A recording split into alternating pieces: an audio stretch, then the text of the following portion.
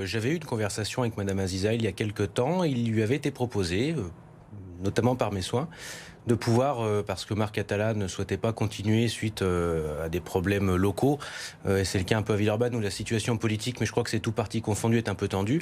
Il lui avait été proposé par les Républicains et donc par moi-même de prendre la tête de liste pour la ville à Villeurbanne, chose qu'elle avait refusée, jugeant que cette proposition était indigne. Je reprends ces mots, parce qu'en fait ce qu'elle souhaitait, c'était être tête de liste au niveau de la circonscription métropolitaine.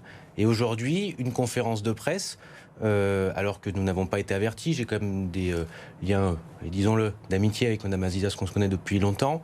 On est de la même génération. C'est quelqu'un qui s'est présenté aux élections législatives en 2012 et en 2017 sous la bannière avant de l'UMP et des Républicains.